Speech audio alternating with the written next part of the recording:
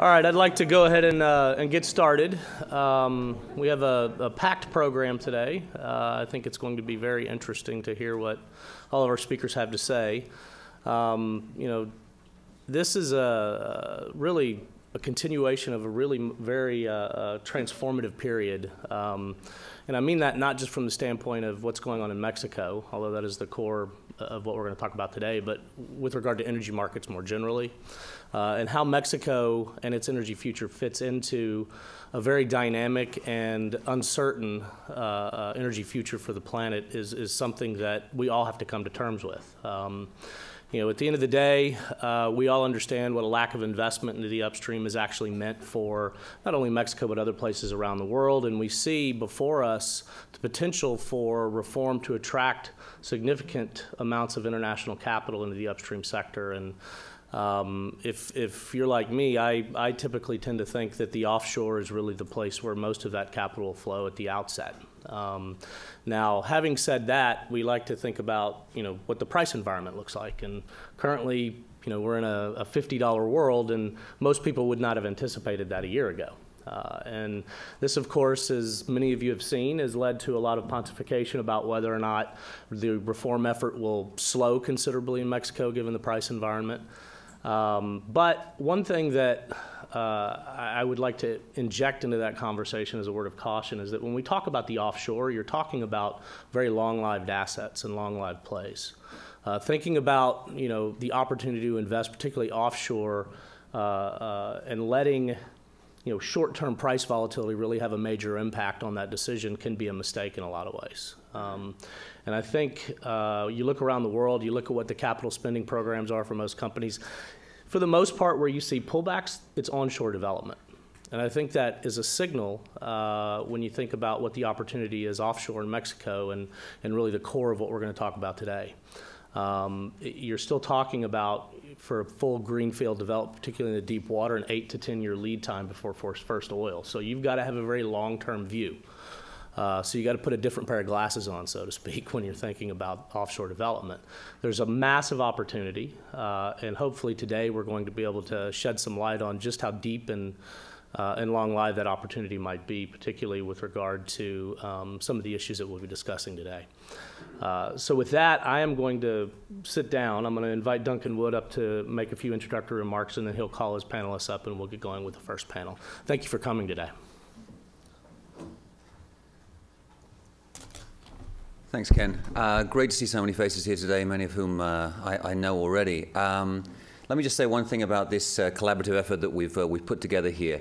You can see by the logos on the screen here that this is a number of institutions that have come together, recognizing the importance of the issue. And the importance of the issue is really that we're in a brave new world. We're in a new world because of the Mexican energy reform process that has taken place. There are things possible today that were unthinkable, I would say 6, 7 years ago. And if you go back 10 years, they were not only unthinkable, but people would have laughed at you. And that's part of why we're here today, is to talk about the possibilities and the opportunities that exist for cooperation between Mexico and the United States in the Gulf of Mexico. And the learning process that we're all in right now. This is not a one-time event where we're going to come up with all of the answers. This is really the beginning of a process, I think, or at least a continuation of a process that you can trace back, as people like Guillermo Garcia will be telling us later on, to the negotiation of the Transboundary Hydrocarbons Agreement a few years ago, that we began to think about what it means for the United States and Mexico to really share resources in the Gulf of Mexico, and not just hydrocarbons resources, but the resource of the Gulf of Mexico itself. At the Wilson Center in Washington, we spend a lot of our time looking at Mexico. In fact, all of my time is spent looking at Mexico. I spend 90% of my time thinking about the energy sector, but in the 10% of my life that remains, I spend time looking at the security situation, the questions of competitiveness and innovation, the border, migration, rule of law issues. And Mexico, as you all know, being sort of Houstonites, you all know how important and how fascinating the country is. The changes that are underway in Mexico right now and not just in the energy sector, of course. We're seeing a very, very lively, active national debate over questions of institutions, of how to strengthen the rule of law. And that's another one of the issues that will come up today, is to say, how do we help Mexico, and how does Mexico help itself, more importantly, to strengthen the application, the implementation, the enforcement of rules? One of the biggest challenges that faces that country is not just to make rules. As somebody remarked the other day at the Wilson Center, you know, the United States finds it very difficult to make laws. But once those laws are made, we implement them. In Mexico, we make laws all the time, and we often don't implement them or enforce them. It's very difficult sometimes to enforce those rules. And that's the process that we're going through right now. It's a national debate in Mexico, and it's become an international debate. And it's about more than just organized crime. It's about more than just corruption and conflict of interest. It's about how do you actually establish the rule of law in a country? How do you respect property rights? And how do you respect the authority of the state? We're going to touch on a lot of these issues today, but let me just say one more thing about the Mexican energy reform and why it matters. It is momentous. It really is. For those of you who were present in Mexico City on December the 11th last year, when the contract terms were announced by the Secretary of Energy, Caldwell, he began his presentation by saying, "El día ha llegado," the day has arrived. And it really was a sense of occasion. Now, later on, there were various criticisms, some deeper than others, of those contract terms. And that's a process of, let's not say negotiation, but a conversation which is going on between the Mexican government and foreign oil companies and national oil companies in Mexico right now. But that sense of occasion was justified because we've seen that complete 180 degrees turnabout from being an entirely closed system to a very, very open, not a completely open, but a very open system in Mexico. And let's not forget what the opportunity is in Mexico. By some estimates, 156 billion barrels of oil equivalent if you incorporate natural gas, unconventionals, and regular oil. Now, let's not think about why it matters. Let's not forget about why it matters for the Mexican government, for the Mexican people. Mexican government, which depends upon oil for around 1/3 of its revenue. And with low oil prices, it means that the decline in production of over 1 million barrels over the last 10 years really makes a difference for the Mexican budget. Getting that revenue back up again is important to strengthen the Mexican state, to strengthen social programs, and to improve the chances for prosperity within the country. And ultimately, that has an impact, of course, upon questions of security, public security, violence, etc. And lastly, let me just say how impressive the process has been up to this point in Mexico. The process which has been interactive, a process which has seen the government actually opening itself up to comments, to feedback from the private sector and from other political parties. Let's not forget that the initial proposal from the Mexican government on the energy reform was something which was quite modest. It was really only profit-sharing deals that they were offering. And then because of the democratic process in Mexico, because of the influence of the center-right PAN party, who said, we'll support your bill, but only if you make it much more ambitious, that we got the energy reform that we have today. And then we moved into the phase of the secondary legislation, and the government put forward proposals, and the private sector pushed back and said, it's good, but it could be better. Let's look at international best practice. And so we've seen this kind of dynamic process all the way. And then we get up to the release of the contract terms. And the contract terms, as I mentioned earlier on, are disappointing to a lot of firms. But that to and fro, the back and forth between the private sector and the government is a very, very encouraging attitude. Speak to folks in the oil industry, as many of you are, and you say you don't always get that around the world. In many parts of the world, the terms are laid down and there's no room for negotiation, at least until the first round of contracts fails. And then all of a sudden, there's a willingness to negotiate. Mexico, I think, has shown remarkable willingness to be open to that conversation. You've heard enough from me. I would like to invite our first panelists to come up to the stage, and we're going to move straight on into this discussion. We have around 1 hour and 20 minutes for this first panel. And I hope that we're going to have time for an active Q&A afterwards. I'm not going to read bios. You all have the bios of these esteemed people in front of you. I would just like to recognize the fact that Carlos de Regules, and I think, actually, Carlos, your nameplate is spelled incorrectly. It should be an E instead of a U there. Sorry about that. I saw that as I was moving up here. Carlos was one of the first people to express interest and to confirm his participation in this event several months ago. And that willingness to engage in an international conversation about this is very, very encouraging. Congratulate you and thank you for that. And congratulate you for all the great work that's going on within the ASEA right now, or what is going to be the ASEA, I guess we should say, because it's a work in progress. Yes. Right. And our other panelists, I would just like to say, thank you so much for being here. Some of you kind of last minute, and you accepted the challenge of being here. It's a very friendly audience, despite the faces that look so serious at this point. I think it's just the early morning. But this is going to be an opportunity, so please write down some questions. Be prepared to have a conversation in the Q&A afterwards. All right? So if you wouldn't mind, please give a round of applause to welcome our panel.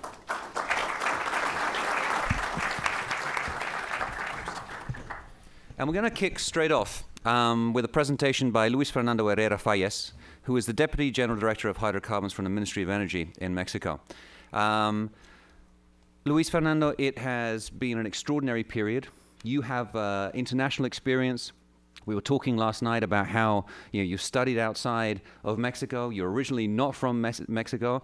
Es Costa Ricense, and so he's somebody who's moved to Mexico. He's studied outside of Mexico. He's gone back. He has that international experience. I wonder if you could give us sort of your take right now on the energy reform in Mexico, why it has been so important. I know you have a presentation that you're ready to make, and later on, when we come to the Q&A, I know that the audience are going to have lots of questions, and I have a number for you myself, okay? Okay. So please, adelante. Thanks.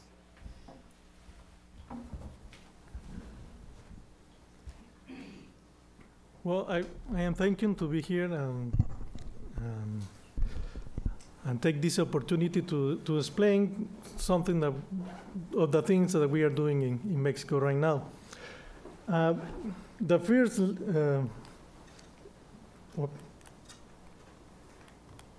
okay, the first one, I think that Duncan has explained already. We see that the reform, we need to carry on the reform because the production, as it is in other companies and countries, is decreasing, while we have been spending a lot in exploration and extraction.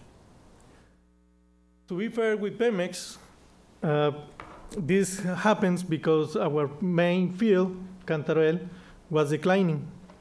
So Pemex has been very busy trying to compensate the reduction in the production in Cantarell with another fields.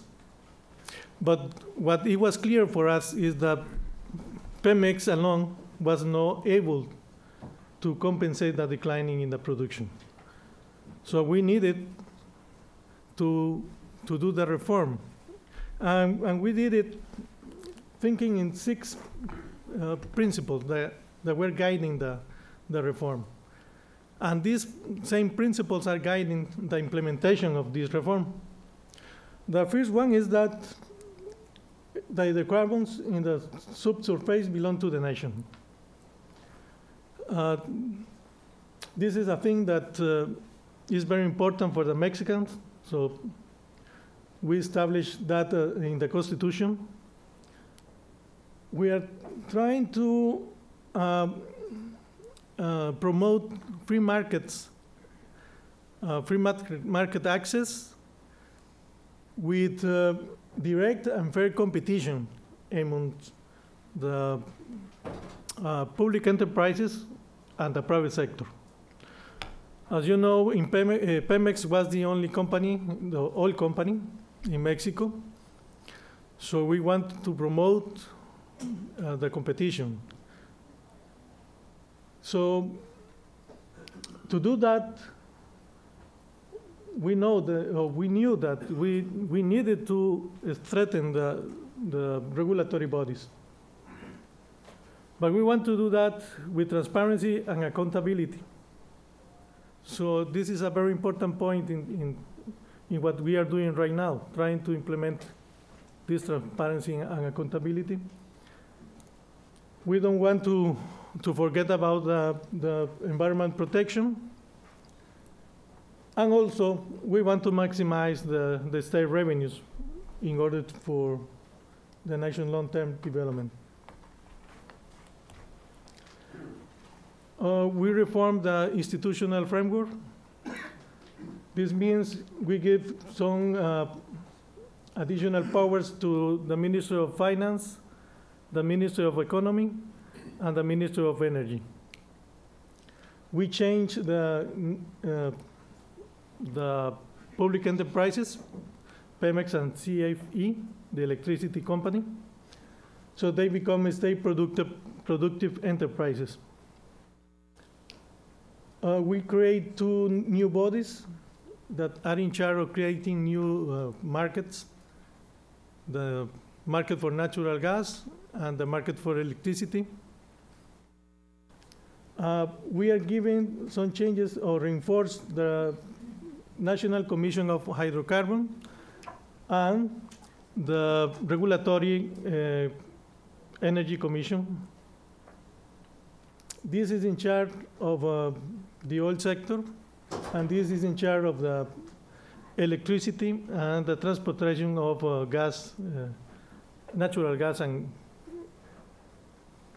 we create this new agency, the ASEA, that is the National Agency of Industrial Safety and Environment Protection. Mr. De Regules is going to explain a little more about this this new agency. I think that one important thing is this coordinating council of the energy sector that is chaired by the Ministry of Energy and the undersecretaries. It will be formed with the general director of the companies and the general director of SENACE and SENAGAS, and the commissioner presidents of these regulatory bodies. The thing is that we want to establish a better coordination between all the agencies in the sector. I made a mistake. The director generals of the state productive enterprises are not going to be there in the council. But the thing is that we want to promote the coordination in the sector.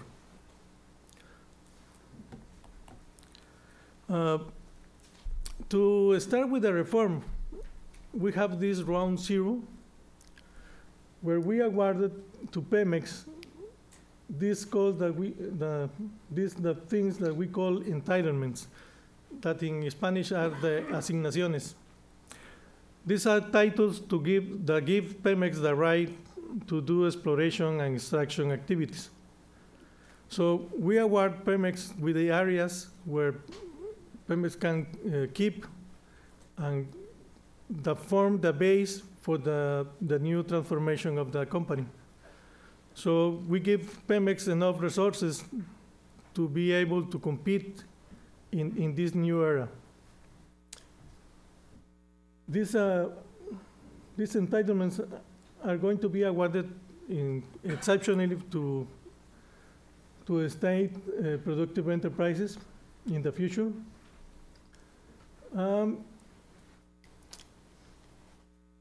And we now are in the exploration and extraction contracts. These contracts might be signed by the state with the productive enterprises alone, with productive enterprises joined with in joint venture with the private sector, or we can sign them with the private sector, as you know. We establish the administrative termination due to major contract breaches. We are going to have international arbitration. And we are permitting to book the expected economic benefits from these contracts for accounting and financial purposes. And we have a provision that the state might mandate direct participation only in 3 cases. And these are when fields coexist, second, to promote technological transfer, and 3, when it has an economic interest to participate through a special purpose vehicle.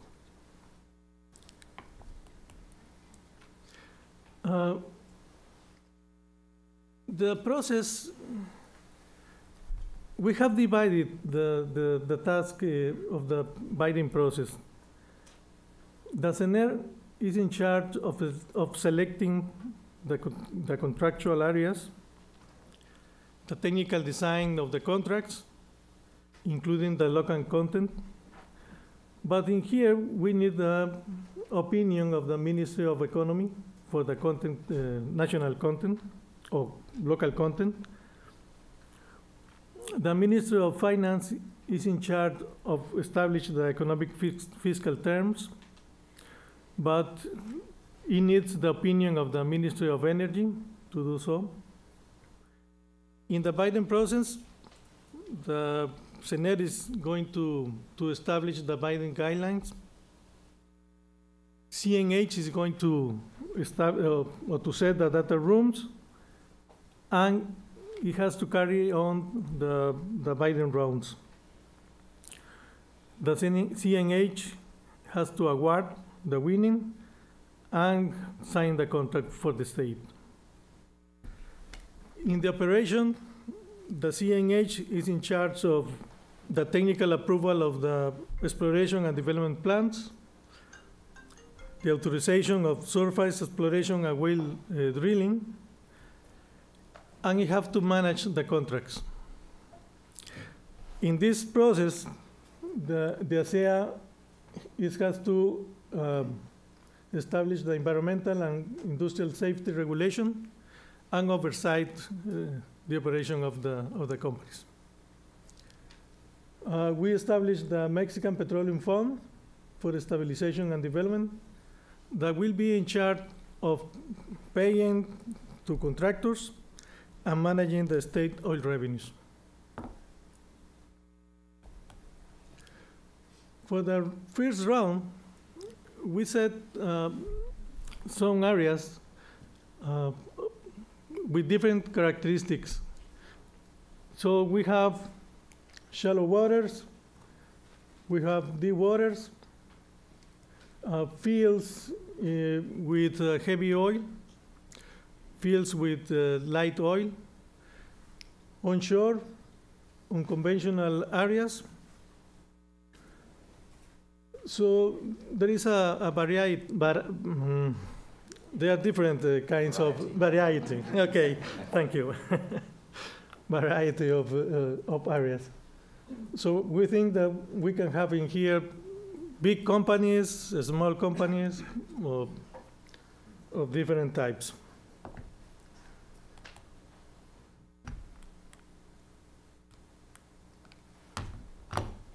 For the first, I don't know, the first round, we are going to have it in stages.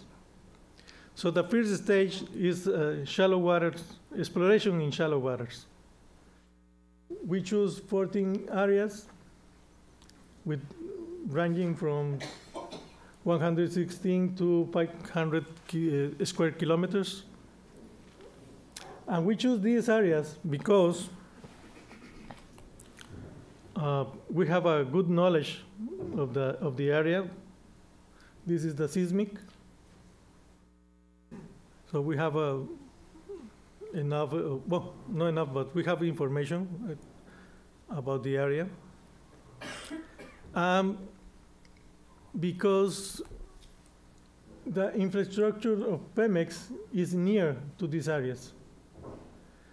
So the oil that will become from these areas can connect easily to the infrastructure that is already in place. And if you remember, I show you that this infrastructure can carry 3.4 million barrels, and now we are producing just 2.4 million. So we have enough capacity to use it in these new areas.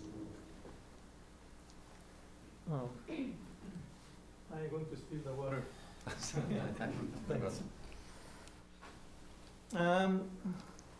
So as you see, we choose an area where easily we can have oil in a short time, relatively short time.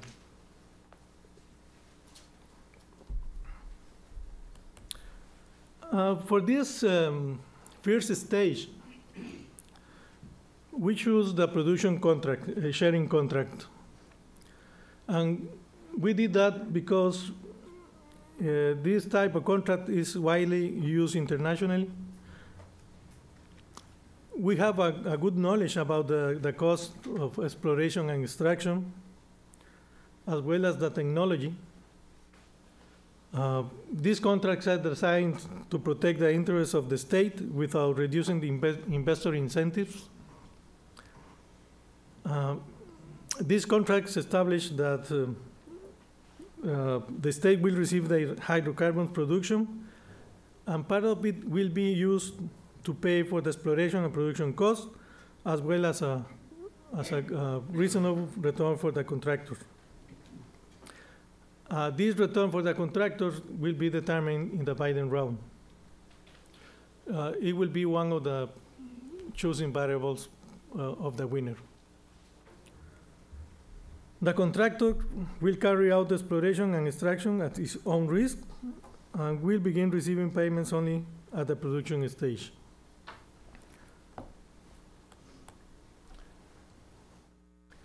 We have one model for individual companies and another model for consortia.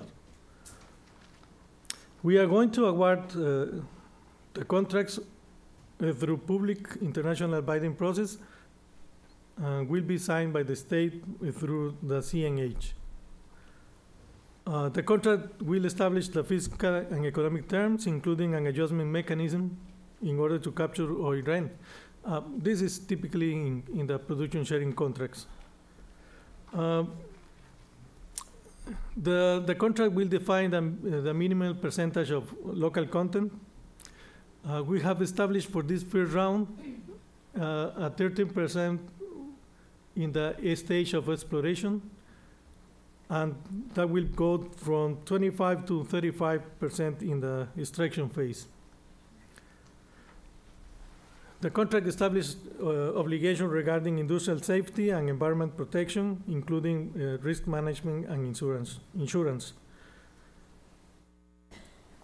So, okay. So we have in the contract an exploration phase that might be going from 3 to 5 years. We are planning to have 3 years, and it might be extended for 2 times for 1 year more.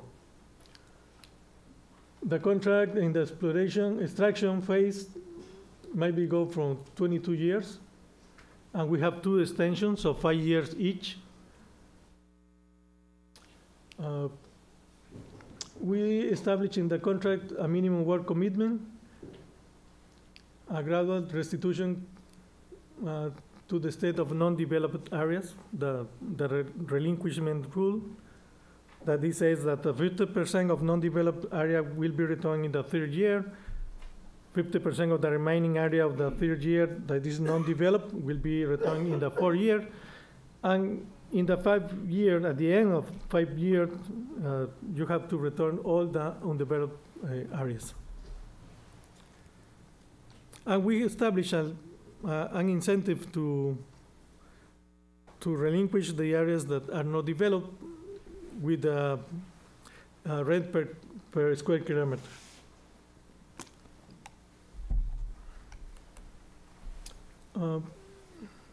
In pre-qualification requirements, basically we are asking that the companies have experience in the exploration and extraction of shallow waters.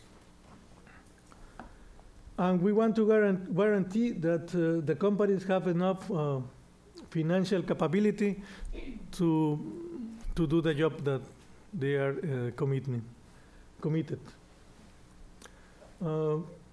We have some rules to promote competition, and that is no company might take part in more than one consortium. No large oil company may associate with another large oil company in order to take part in a consortium. Companies of consortia might submit bids for up to 5 contractual areas in the bidding process. And this is the main reason, promote competition.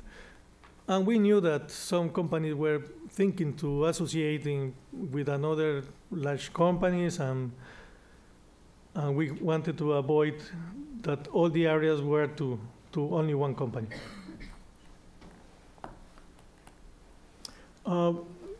So far, we have been keeping our schedule. The first round, or the first stage of the first round, was announced in December. At the end of this month, we are going to announce the second stage of the round 1 with shallow waters. We are not sure about if in April we are going to have the stage for unconventional. We are thinking to move to pass deep waters to April, move Chicontepec and unconventional to May. So we are not sure yet, but we are thinking about that. I think that will be. That's it. Thank you. Okay. Wonderful. Thank you very much, Luis.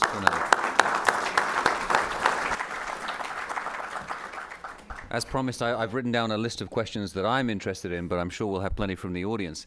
Carlos, before I ask you to come up and to give your presentation, let me just say what a remarkable opportunity you have at the moment to create something which hasn't existed before. As you saw on the organigram that Luis Fernanda put up on the screen, you know, we have the CNH, the Hydrocarbons Commission, the Energy Regulatory Commission, both of which are institutions that have been there for a number of years. The CRE has been around for, you know, a good period of time. The Hydrocarbons Commission for, since the 2008 reform process under the Calderon administration. But this is an entirely new agency. That's a daunting prospect to build something from nothing, but a very, very exciting prospect. And it's perhaps the element of the energy reform which people know least about at this stage. And so I would like to invite you to come up to the podium to enlighten us on what is ahead of us. Absolutely. Thank you. Thank you very much.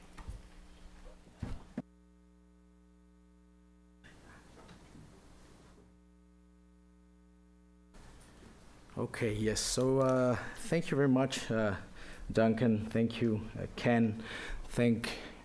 Thanks to all of you for being here and for your interest in what's currently going on in Mexico.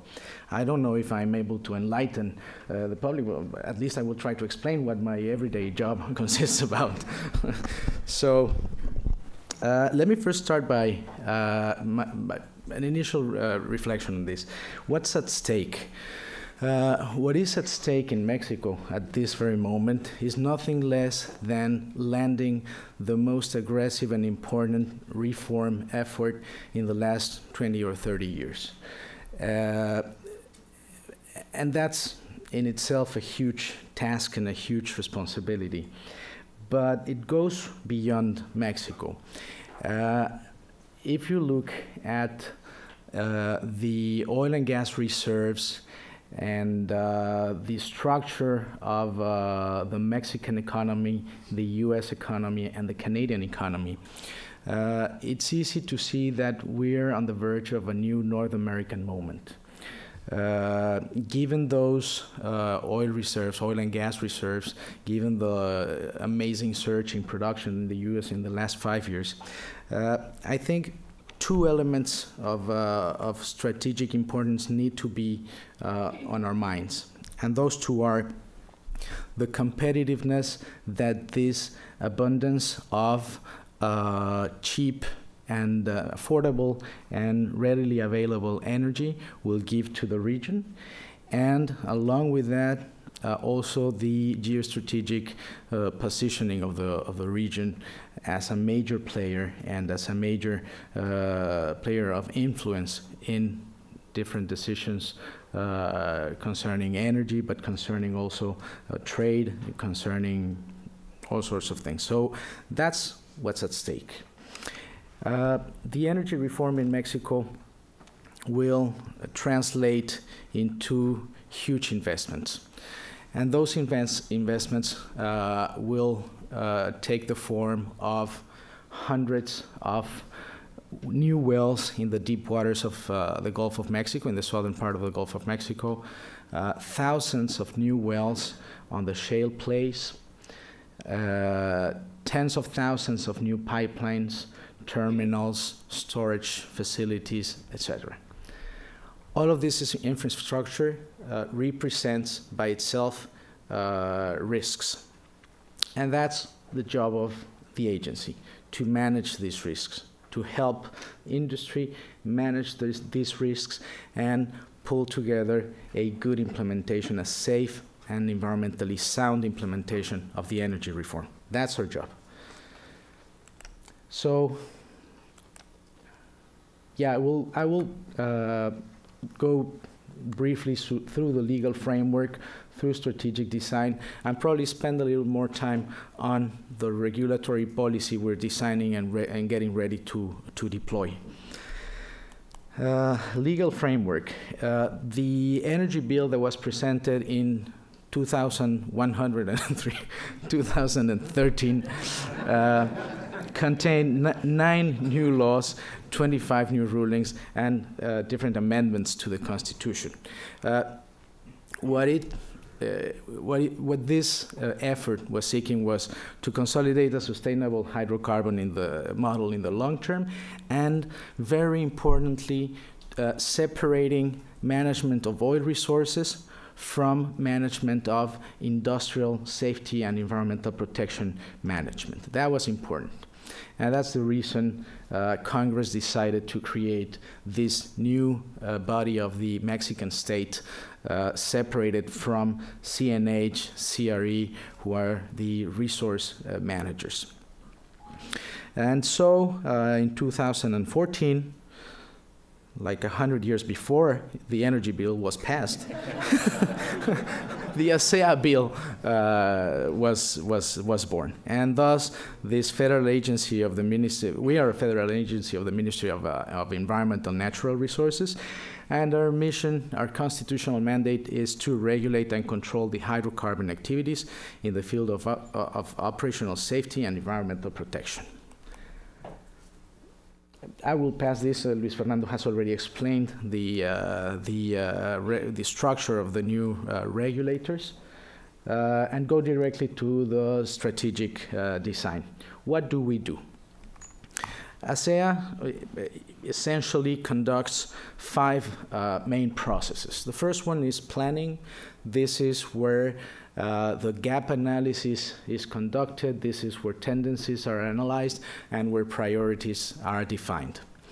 This is an input for design, for regulation, for the regulation process. And this obviously is where the design of new laws, new rules, new standards is conducted according to the priorities identified in the planning process. This is an input then for the permitting process, where projects come for analysis, environmental impact analysis, risk analysis, and are authorized or not. From the permitting process, the output is a project, an authorized project that is that is encompassed with an inspection program for that project. And that's the input for the supervision process. The guys in the field, in the supervision, will perform these yearly based inspection programs, and will come up with different kinds of observations of non-compliances, and that will be in itself the data that will come back to the planning process in order to conduct the strategic analysis and define new gaps and new priorities. So pretty much that's the way it works. And all these processes put together, we need to deploy them all along the hydrocarbon value chain. And that's a very important difference from other agencies in the world. We are in charge of the whole hydrocarbon value chain, from exploration to drilling to production to storage to distribution, industrial transformation, refineries, gas processing complexes, petrochemical complexes, and all the way to the pump, actually. So if you compare this with other specific sector-specific regulators in the world, you will find out that this is a huge, broad mandate. For instance, BSEE here in the United States is in charge, if I understand correctly, please let me know, Bohm, if I'm stating this correctly, but BSEE is in charge of a part of the upstream, which is offshore. Other authorities are in charge of the rest of the industry, but the specific technical regulator is only in charge of offshore activities. Is this correct? Yeah, pretty much. Okay. So we in Mexico, the model is dramatically different. We're in charge of everything, and one advantage, I think, in our case, is that we are a federal regulator. This means that operators coming to Mexico will have to deal with one and only one authority. There are no local authorities for environmental and safety matters. And that, I think, is a competitive advantage in the Mexican case. So, yeah, our mission. I will just go briefly through our mission. Our mission is a double mission in itself. Firstly, we need to guarantee individual safety and environmental integrity. But we need to do that at the same time that we provide the hydrocarbon sector with legal, procedural, and cost certainty. Otherwise, we wouldn't be accomplishing our constitutional mandate, which is to deploy the energy reform effectively and on a safely manner and with environmental soundness. So both, we do have to guarantee safety and environmental integrity, but we also are responsible of the effective instrumentation of the energy reform in what concerns, obviously, the technical aspects of safety and environmental protection. How do we organize ourselves? Evidently, along the lines of the processes I described briefly 2 slides before. I will go through this and come to regulatory policy. What's the concept of the regulation of the regulation policy we are designing in ASEA? Everything has to do with risk management.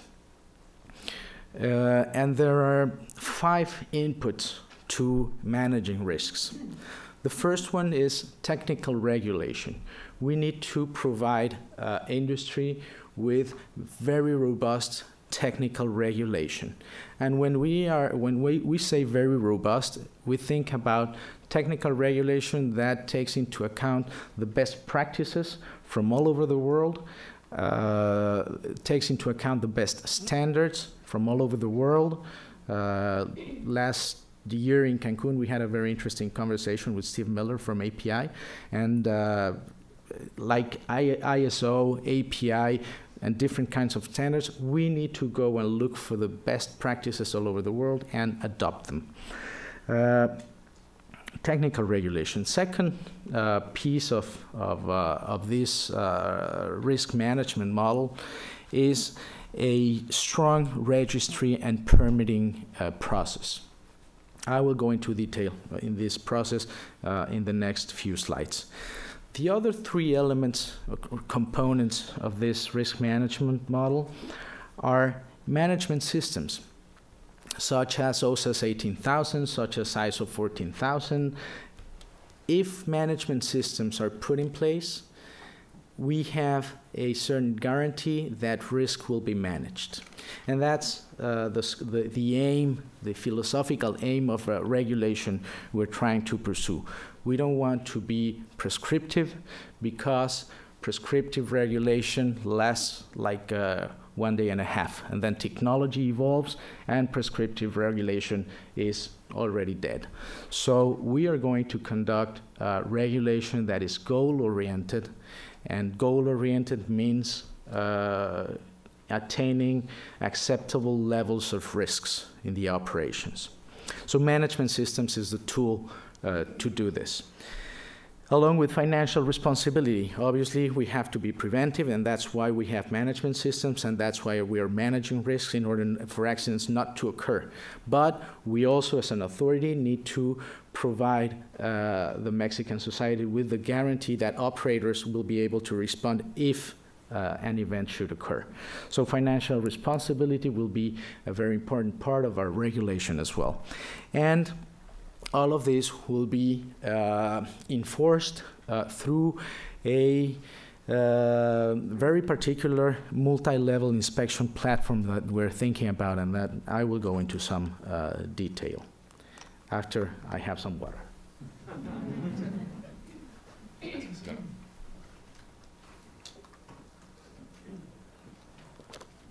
By the way, it's amazing. The Houston winter is amazing. I love it. Not too bad. Not too bad at all, no. So yeah, goal-oriented regulation, I already went through this. Again, regulation, best practices, standards, whatever is the best practice in the world and in Mexico, we will take and translate it into the new technical regulation that will go through 2 processes before coming into force. A socialization process. This is any piece of new regulation will be first discussed with NGOs, with academy, with the organized industry, and will be certainly optimized through this process. And then it will come into effect. The registry and permitting process. How will this operate? What an operator will need to, to do in order to operate in Mexico. Another one here, which is a red one, and that actually comes up on the screen. So. Excellent. Okay, great. So what happens? First, you have a company interested in operating in Mexico. We call that the subject of our regulation. There are 2 things a subject will have to demonstrate to the authority in order to become a potential regulated entity. And those 2 things are that they are able to operate under environmental and safety management systems, that they have the experience to do so, and that they are appropriately covered in terms of their financial responsibility. If they comply with those 2 terms, then they will become potential regulated entities. Once that happens, then we talk about specific projects, the object of our regulation. And whereas it's a new well or a pipeline or a refinery, we will have specific conversations and analysis on specific projects. The result of that is that I have 5 minutes left. And so the result of that will be an authorization to carry on the project under acceptable risk management terms, and the inspection program that I talked about earlier. And that will be the input for the inspection process. Let me go more quickly through this. How does this work, the multi-level inspection platform? We have 4 layers of inspection. First one is the one that is conducted by the operator itself.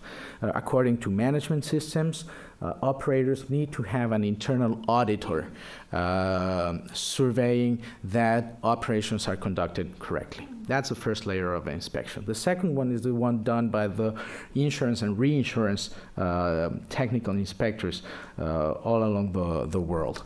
The incentive is very clear and very well aligned. Reinsurance companies don't want accidents to happen. So they send their inspectors to the facilities they insure to make sure that risks are being controlled. So that's our own incentive. So we're taking advantage of that installed capacity of verification and inspection, very professional people in this. Third layer of inspection is the one that will be conducted by third parties. The agency will be authorizing third parties to conduct verification and inspection activities. The agency will be authorizing them, but the agency will also be supervising the quality of their work and eventually revoking their permission to act as verification units if work is not conducted properly. Finally, the body of the own agency's inspectors. This is a body of about 80 to 100 people that will be focusing on the Pareto 80-20 risks of industry. That's where we'll be present with our own workforce in the field. Yes, finally about regulation policy, and then I will just go briefly through the example of what we did for the round one contract model. We are not working alone. We understand that in order to gain efficiency and transparency, we need to work along with the other regulators, with the resource regulators, that is the Energy Ministry, the National Commission for Hydrocarbon, and the Regulatory Energy Commission. They conduct processes themselves. We need to make sure that our processes are very well connected from the beginning to the end. Ideally, it would be a one single shop where operators would come for a permit and environmental and safety requisites would be part of the first requisites that the operator would confront in this one single shop. Let me explain how this works in practice. The round one contract model, one of the first drafts of this contract was a typical contract, the one that you would expect to see no matter where. And it provided for different clauses, business clauses and market clauses and all sorts of financial clauses, etc. At the end, it had a try to behave well clause. Try not to have accidents and do your best job. So we transformed this into a very integral, what we think is a very integral contract model, where every clause in the different stages of the life cycle of a project provides for environmental and safety issues. Four aspects of this. Each, we have phase-specific risk management programs that come from the environmental and safety systems to manage risks. This is in the exploration period and the development plan and the production activities and all the way through abandonment. The operator has to present a risk management program. Can I take, 2 minutes, perfect. A phase-specific risk management program. This risk management program are not invented from the blue. They come from the correct application of safety and environmental management systems.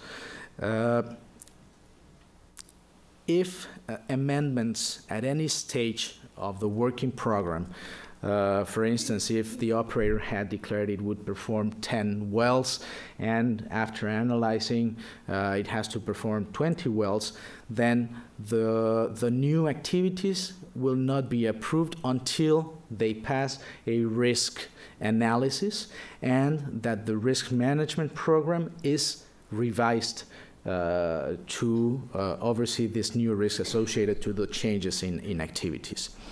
This is coupled with financial responsibility provisions.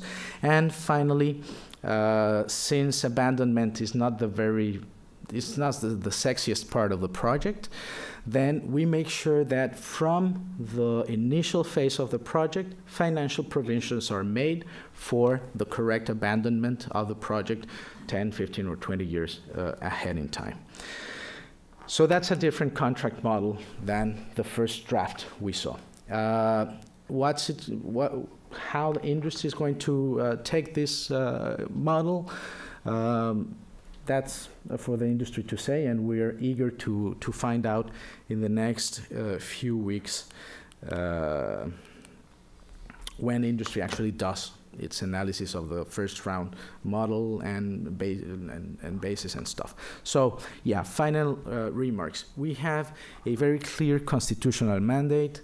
We are a federal regulator, and again, I think this is a strength and a competitive advantage in the case of Mexico. The opportunity of having a blank sheet of paper is absolutely important to write down a process and systems-based operation. Having these opportunities are once-in-a-lifetime experience, and believe me, I'm enjoying every second of it. Then cutting-edge regulatory and permitting policy, focused on risk management based upon goals, inspired from the best practices, and operated through integral processes. And finally, the incentive-aligned inspection platform. Nobody wants an accident. The operator, the reinsurer, ourselves, nobody wants an accident, and our incentive is there to operate in a timely manner. Third parties are under random supervision and are subject to be revoked. And ASEA's body of inspectors will be a body of inspectors, well-trained inspectors and well-paid inspectors. Let me just finish by saying, inspectors in the field of environment earn 7,000 pesos a month. That is less than peanuts. No inspector can perform a good job with that level of salary. So that is one of our main battles today with the Ministry of Finance and with other ministries, having good salaries for our inspectors. So with that, I will leave it to our next fellow panelist. Thank you very much, Duncan.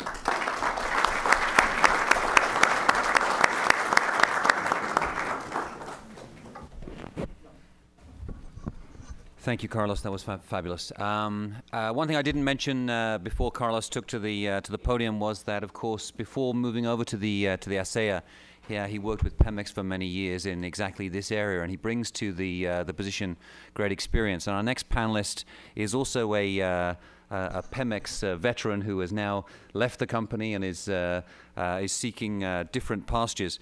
Fernando Cano-Lasa, as you can see from his bio, is now working with Squire Patton Boggs, but he worked with Pemex for more than 12 years and held different roles there, in particular on the legal side. Fernando, I wonder if I could ask you to step up to the podium and talk to us about Pemex in this new regulatory and competitive environment. Thank you.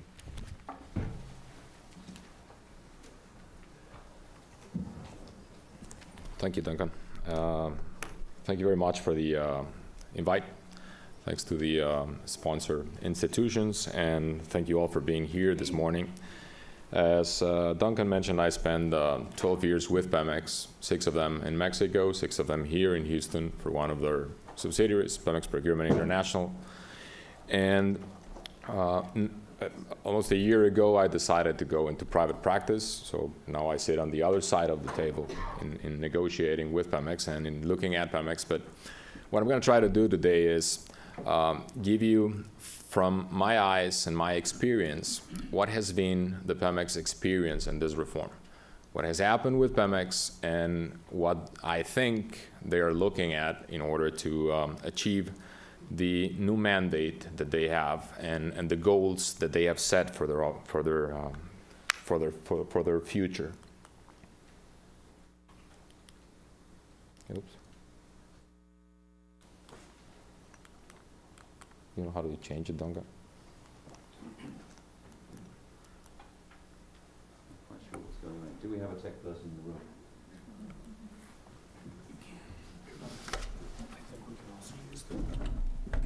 Push the... Something happened and it changed. I don't know how, but... There we go. You just use the... Perfect. I'll use the arrows. I'm going to try to go briefly through a timeline of Pemex in order to understand where was Pemex in 2013 when the energy reform occurred. And I'm really sorry to disappoint people that still think that the expropriation in 1938 actually occurred because we were very concerned about foreigners taking away our oil. The reason why it happened is because oil companies in Mexico refused to comply with a resolution of the Supreme Court. That's it. And I think it's a very good reason to expropriate the industry. I mean, sounds like going against the highest legal authority in Mexico, it might be a good reason. And from there, Pemex was created. And Pemex was not created, at least in 1938, to control the energy policy of the country. Pemex was created as an administrator of the resources. Because when the government expropriated their resources, they found out that they needed someone to take care of that. And they created Pemex. So this first stage, I call it the administration experience. Pemex was acting as the administration of the resources for the government and for the Mexican state. Associations and joint ventures were not prohibited, were part of the implementing legislation. From 1960 to 1992, things changed. As a de facto matter, Pemex became the owner of the resources and the party responsible for assuring a proper energy policy in the country. In this stage, of course, investment was reduced, things started to get complicated, but a major actor appeared, which is Cantarell. And Cantarell saved the show for that time, because it was a giant field in Mexico, very easy to exploit. And so the status quo was maintained for a while. The third stage is exactly the status quo, and it goes all the way from 1992 to 2008.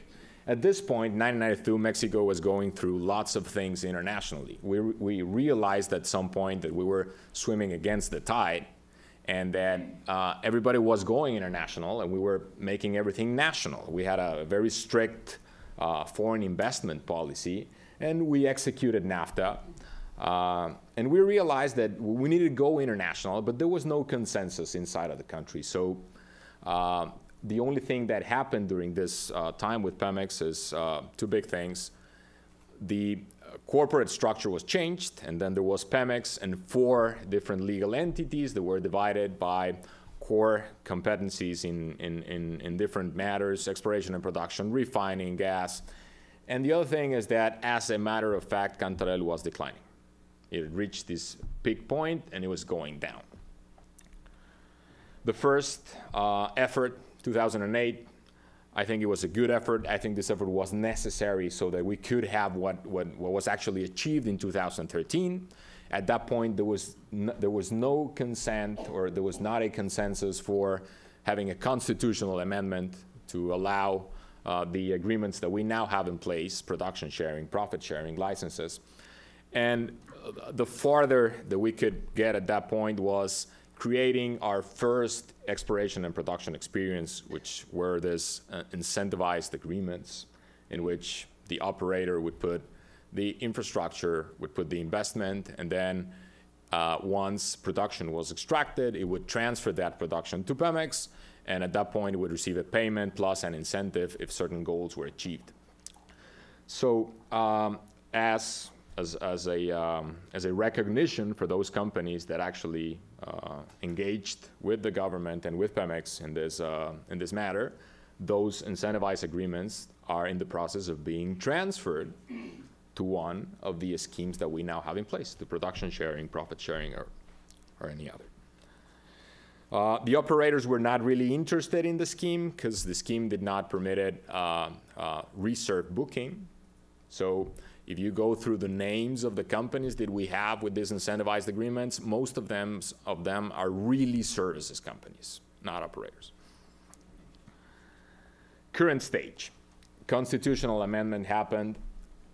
One very nice thing is that from now on, this giant that was in charge of the entire energy policy of the country, he's not responsible for that anymore.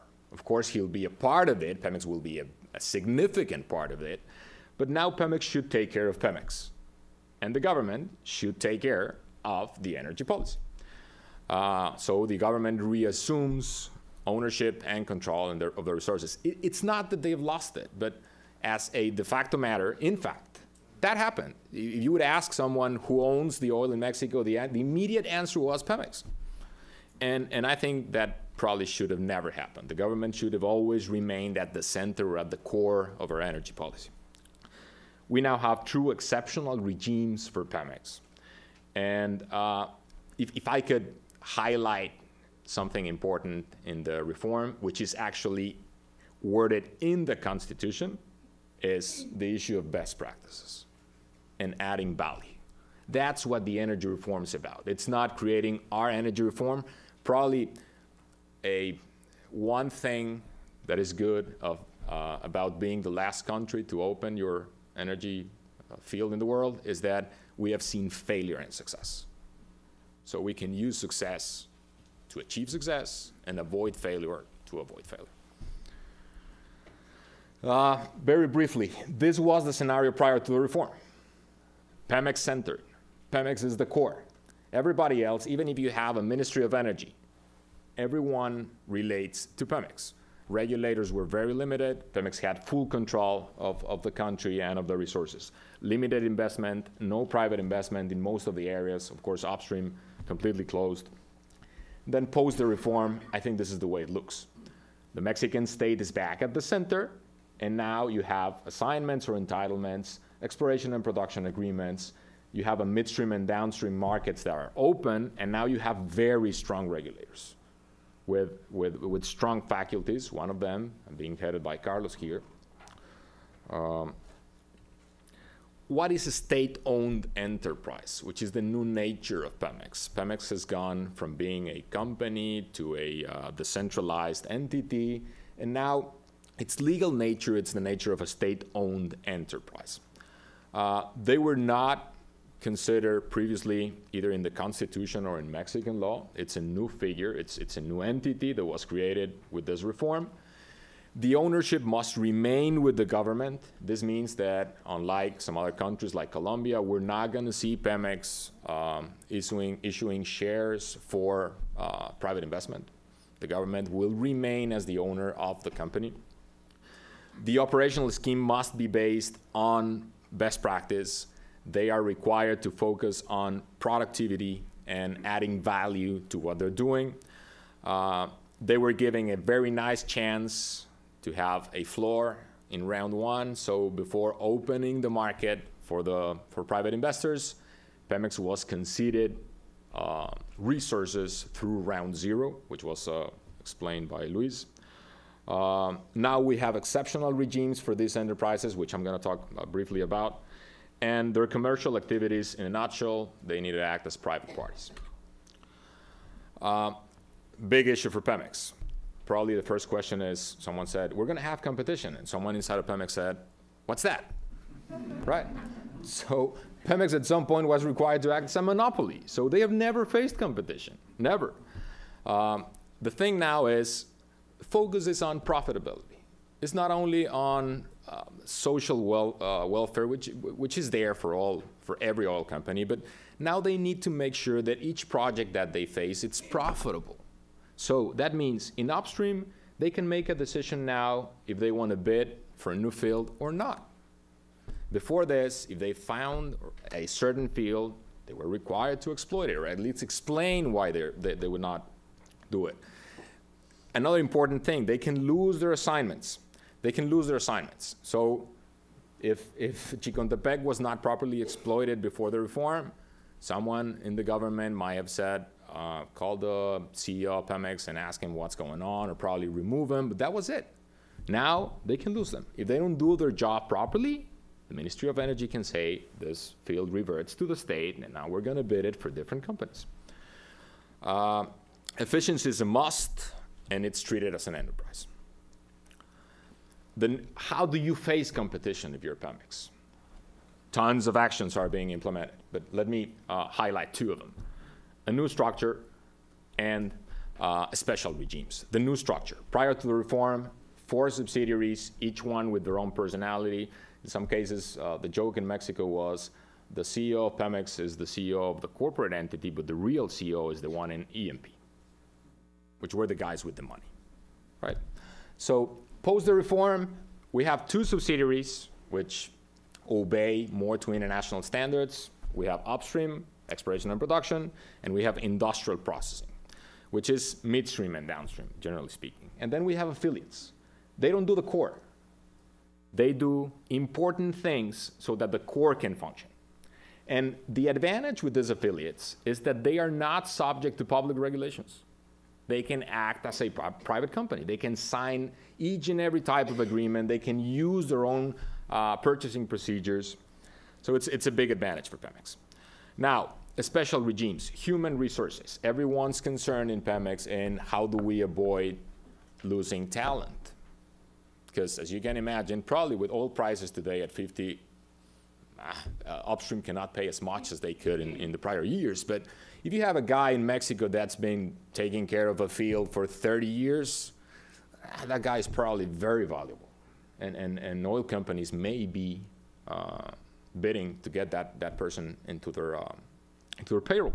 So what Pemex can do right now is Pemex is excluded from the general regulations concerning public servants in regards to payment and labor conditions. They can set their own based on practice and corporate standards. There was a rule that no public servant can make more than the president. It's not applicable to Pemex. They're subject to market conditions. The CEO of Pemex has expressed that they don't expect layoffs. Of course not. And I think it makes sense. You're going to have an industry competing for resources. Procurement. They now have a flexible regime. For years, if the government wanted to buy a piece of paper or if Pemex wanted to exploit a field and use a services company, the rule or the legislation used was the same, which does not make sense. So right now, they have a flexible regime. They can make decisions on their procurement standards. They have implemented already a centralized system. There's now a single unit in Pemex that's in charge of purchasing. And they have implemented a new strategy based on international standards that's called category management. They want to have buyers that are experts on the specific things that they're buying. They want experts in buying infrastructure for drilling. They want experts for pipelines. That's what they're trying to do. Can procurement make the difference? Midstream and downstream? For sure. I mean, we know that margins are low there, and procurement can make the difference. If you have a $100 barrel of oil, and with some of the Pemex's resources, you have a return of 94%, probably you can pay whatever you want. But going to $50, procurement can make the difference. There's some other regimes like assets and liabilities. They're responsible for their own budget. They're responsible for their own debt, of course, subject to some conditions, but generally they are responsible for that. What are the opportunities in upstream? In upstream is the only activity in Mexico that remains as strategic in accordance to constitutional standards. So it's subject to substantive control.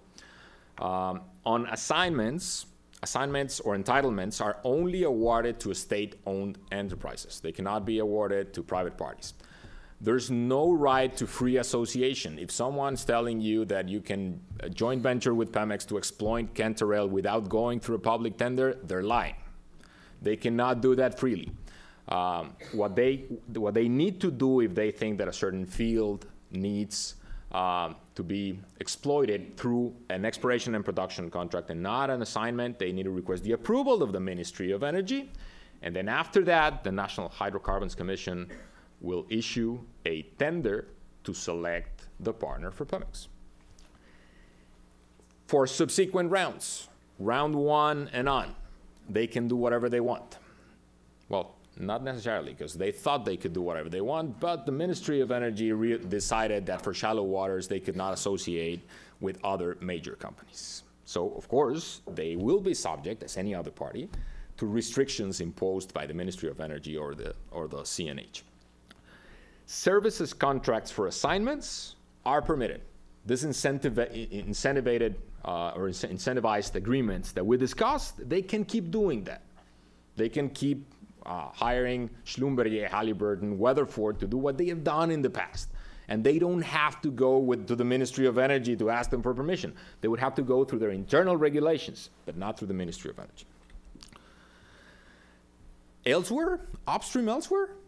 Yes, the answer is yes. And not only what they have done in the past, not only investing in upstream companies as they did in Repsol, they can actually operate outside of Mexico without any restrictions.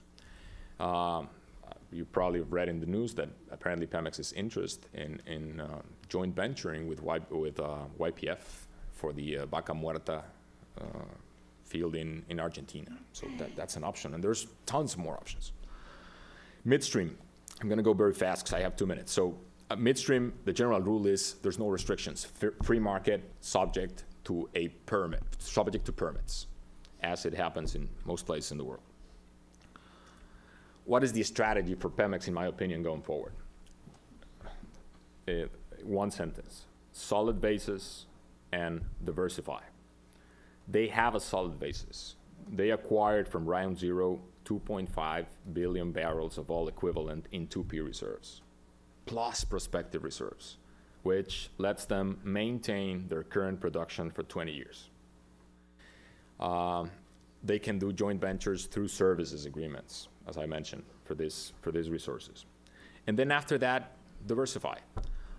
Are they going to bid for each field in each round? My answer is no, of course not. It would be absurd. It would defeat the purpose of the reform. And as of today, they have not shown interest in this first stage for shallow waters. Strategic rounds, of course.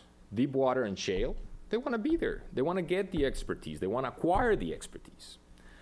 Investment and operation abroad, yes. Joint ventures in Mexico for upstream, of course.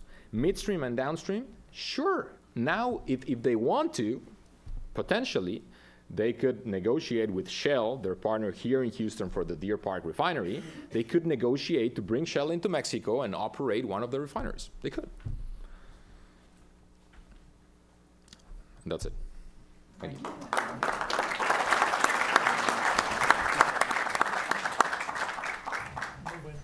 Fantastic. Ladies and gentlemen, we have about 15 minutes for questions. I want to see some hands going up.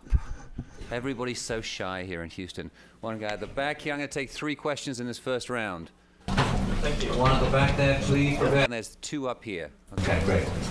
This one is for Fernanda.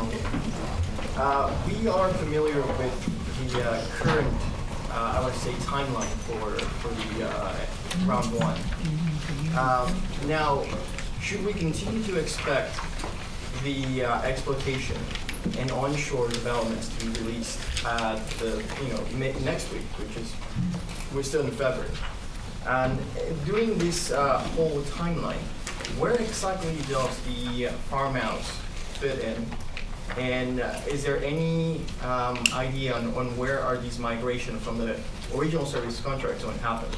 Thank you. Could you identify yourself, please? Mark Walters from Wood Mackenzie. Thank you so much. Question back here. Yes, thank you. Is there... and if you could identify yourself as well. Yes, I'm Charles Left. I work for myself as an energy analyst. Is there any pragmatic or in the shadows Mexican relationships with other state entities, for example, China or what have you, that would give those other entities preference over private investors? Thank you. And there was one right behind you, yes. Professor Steven Zamora, University of Houston Law Center. Could someone comment, anyone, on labor unions? The Pemex labor union has been, shall we say, a challenge at times to Pemex's freedom of operation. How is labor unionization going to operate in this new system? Thank you very much. Let's take that round of questions. Let's go in reverse order, I guess. Fernanda, would you like to kick off? Yes. Do you want me to talk about the unions for? You can answer whichever question that you like. Perfect. I'll pick the union one. I like tough stuff. But you can answer all of them as well if you like. I think what has happened so far gives us an idea of what's going to happen going forward, which is the union leader, for good or bad, he's part of the Senate, and he voted in favor of the reforms. So they have shown so far a reasonable and willingness attitude to contribute to the development of the industry. And legally speaking, there's a resolution saying that they are not an industry union. So that means that new oil companies are not necessarily required to use union workers for their operations in the country. If one of the companies that wins a bid on round one, they are not required under labor standards to use union workers for their operations. Of course, Pemex is required, subject to their own standards. And I think that, generally speaking, that will be the response. The message for the international market is it's not an industry union, so oil companies can provide their own workers. Can I take? Whichever you'd like. More than one. Yeah, I'll take the other question from up there. No, there's no preference for any country or any specific operator. That's a short answer, but a very precise one, I think. Sorry, just to add on the answer to that, because I think a lot of people were asking during this process whether or not there were sort of technical cooperation agreements had been signed with other companies, both public and private companies, and does this give anybody an advantage in the bidding process? And the way that the bidding process is structured is that it just doesn't. I mean, there's no real opportunity for that because of the level of transparency that you're seeing in the bidding process. That nobody really can gain an advantage on anybody else through personal relationships, etc. And that's one of the strengths of the reform that as it's taken place so far. So I think we can be quite reassured. Now, of course, personal relationships and corporate relationships matter in the long run in facilitating working together if you actually get a contract. But in the actual awarding of the contract, it doesn't seem to play a role at all. That's correct. Okay. With respect to the timeline, perhaps at the beginning we were a little optimistic, and we thought that we can have a bidding call every month. So we know that probably it will take a little more to prepare the bidding process. So, but you can expect to have the timeline that I show you. This is no concern with the farm outs. The farm outs is the privilege that have Pemex, or is an option for Pemex, to migrate the assignments or the entitlements that you receive to contract. But it's a decision from Pemex. So you can do it anytime when it is best for Pemex to do it. Right now, Pemex hasn't asked to migrate any entitlement or assignments. There is another process that is the movement of the migration of the service contracts to contract for exploration and extraction. In this case, Pemex has asked to move 9 contracts, service contracts to contract for exploration and extraction. And we are going to resolve these contracts or this migration by the end of March. Great, thank you. If I could just add one more thing, if I'll abuse my position here, to what Fernanda was saying about the Pemex Union. It's been an intriguing process up to this point, largely because the leader of the Pemex Union in the Senate, first of all, I mean, as a political analyst, you saw him being, given a seat on the national list system in the Senate as being a way of sort of getting him to buy into the process. Okay. Then you saw the next stage, which was taking away the immunity, the legal immunity of senators for past sort of crimes, corruption, etc., which was seen as being, okay, now you're on the inside, now we're going to basically show you what we can do to you. Then you saw the arrest of the teachers' union leader, a year and a half ago, or no, is it 2 years ago now? Wow. And being put in prison for corruption, embezzlement, etc., which was a message not just to the teachers' union, obviously, but to the unions in general, and in particular to this particular figure. And for that reason, you saw largely positive statements, if any statements at all, coming out of this individual. Now, what's happened since then? As the oil prices declined and as Pemex has been making more statements about how they need to rationalize the workforce, which is something that we all knew was coming, all of a sudden he's begun to make a few statements and say, I fully support the energy reform, but we were promised that the union wouldn't be touched. We were promised that jobs would not be lost. And you begin to wonder, is this the beginning of a reaction? And there are isolated incidents in different parts of the country where Pemex workers have actually protested against what they see as being the negative impacts of the energy reform. A couple of incidents up in Tamaulipas and Veracruz, for example. But at the moment it's isolated and it's not a sort of generalized response, so we're still waiting to see. A second round of questions. You already have one. Yes. Please, go ahead. Let's start, okay. Pablo Medina from Wood Mackenzie as well. I have one question for Fernanda about the oil price. Obviously, it affects the round. And in my view, are you guys open to change for the shallow water blocks, maybe extend the exploration phase, reduce the commitments or something, because exploration is the least favorite activity for shareholders when you see a decrease in oil prices? And the very last one was unconventionals. Have you considered, instead of reducing the amount of blocks or postponing it, just to drop it to round 2? I mean, the reason I ask is because the costs are quite high, so it'd be tough to make a profit with those. So that's my. Is there anybody who wants to restore the gender balance in this room? So far, there's 2 more over here. No, going once, going twice. Sir. Pietro Milazzo with Weatherford International. This one is for Carlos. You've mentioned that your agency regulates environmental matters at the federal level. Thinking about oil field permits and what goes out in oil field activity, the relationship or the coordination with Semarnat at the state level, how do you see that working? Thank you. And right behind you to the right, yes. Oh, yes. Yeah. So, Germán Camacho, I am an independent technology consultant. My question is about technology transfer. So we've been hearing about talent retention, we've been hearing about technology acquisition and best practices transfer. So how is technology going to be transferred into Mexico? How is it going to be encouraged? And what are the expectations?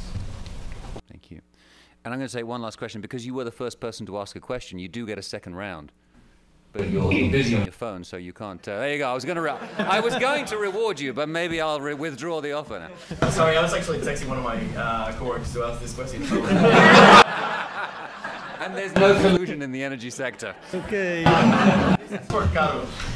Some of us are familiar with other countries that have this federal environmental agencies. I'm thinking right now ANLA for Colombia. Now, the problem with the ANLA is that an environmental license for Colombia could take over a year and a half to actually be passed. And this is a horrible bottleneck for some of the operators down there. What is it that your agency is going to do to, I guess, not fall into the same trap? Thank you. And following on from this, we should have time for 2 more questions. So I'm going to take those, see how the questions go, the answers go here. Gentlemen. I'll probably take the only one that's not for Carlos. The technology transfer issue, I see it happening in 2 different ways. One, it's transfer of technology to the labor force. I think that's going to happen naturally, as long as you have companies executing activities that have not been done in the past in Mexico, for instance, deep water or unconventionals. Those companies are going to start using Mexican labor, and that Mexican labor is going to acquire the expertise in what they're doing. So that's going to happen throughout the years. And the other one is what has happened with Pemex, and I think it will start happening as we see the bidding rounds for the unconventionals or deep water. There's going to be some obligations in the agreement for technology transfer. of course, that do not mess with intellectual property but that require the companies to provide a certain technology transfer so that Pemex, as a partner to a certain joint venture, can understand what are the best practices to exploit, for instance, the water resource. Okay, so yeah, I'm also taking the only one that was not for Carlos. No, because prior to this work in ASEA, I used to be Deputy Director for Strategic Planning in Pemex, and one of my responsibilities was planning for technology. Edgar Perea, my dear fellow here from Pemex, put together the first technological strategic plan for Pemex. And the reason I talk about this is because with this new paradigm, technology, I'm talking in the case of Pemex, with this new paradigm, Pemex will shift its view on technology and start viewing technology as a competitive advantage. And that makes all the difference. Instead of being part of the state promoting research and development activities and stuff like that, it's going to start taking technology very seriously in terms of competitive advantages, and that's going to be a big difference. Now, coming back to the other questions, what's going to be our coordination with Semarnat at the state level? Let me be clear about this. Semarnat, we are part of Semarnat. We are an autonomous body from Semarnat. Semarnat is the Ministry of Environment and Natural Resources in Mexico. Semarnat will not conduct any activity, be it regulation, inspection, or whatever, in the hydrocarbon sector. Everything will be done by the agency, both environmental and safety. So there is no coordination with Semarnat at the state level or at any level. ASEA is going to perform all the job concerning the hydrocarbon value chain. Having said this, obviously, at the initial stages of our work, we will rely importantly on the ministry's operating capacity today in terms of providing some assistance to the agency to perform the job. Gradually, when we build up our own operation capacity, that will happen in the next months of this year, we will be independent. And then the other one, yeah, very long and uncertain environmental permitting processes. If you look into our mission statement, efficiency and providing for certainty is embedded within our DNA. DNA.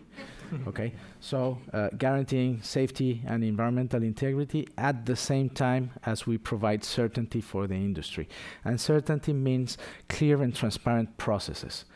An operator will know exactly the stages in which its permit will be analyzed, the time it will take for permits to be analyzed, and so those are the internal process of the agencies.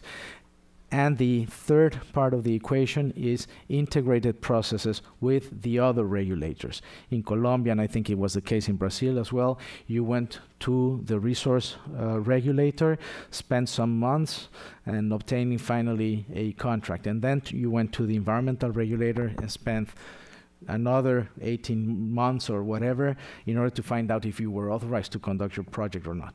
This will not be the case in Mexico. We will be operating integrally, end to end.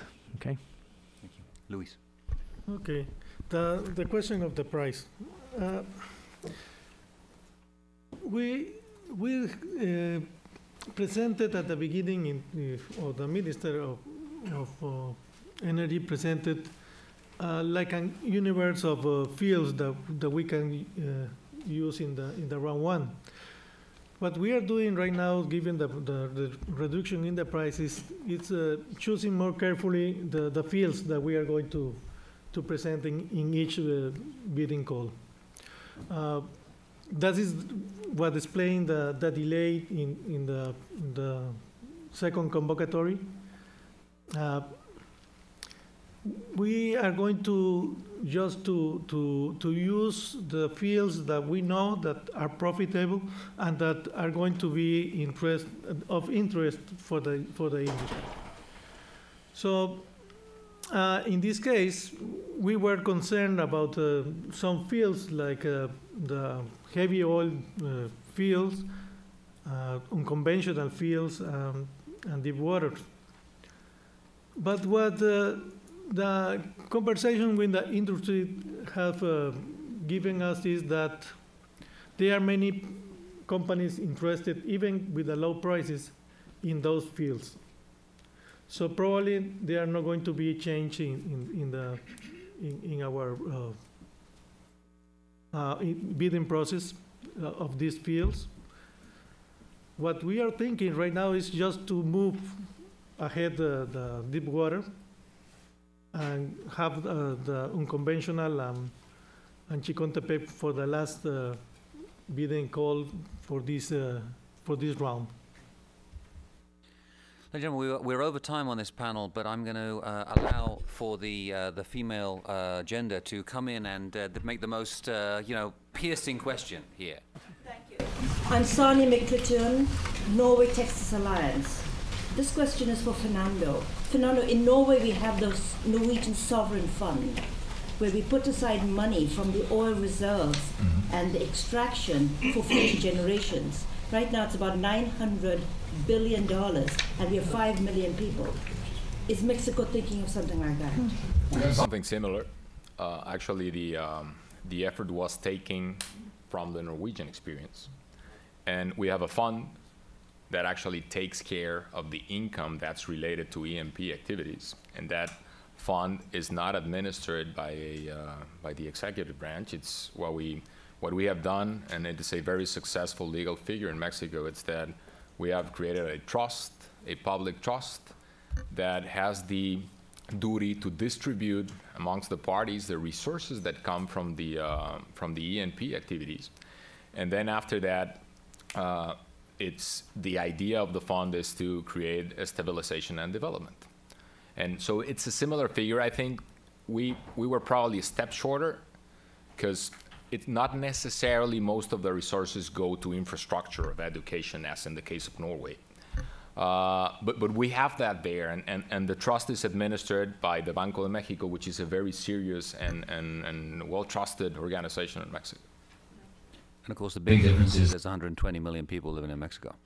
You know, that divides the pie up rather differently. Ladies and gentlemen, thank you so much for your questions. Please join me in thanking our panel. Thank you. We'll take a 10-minute break and reconvene at 15 past the hour, I believe it is. Or 25 past the hour, sorry. If the next panel members would come here at least about 5 minutes early, then we will get ready.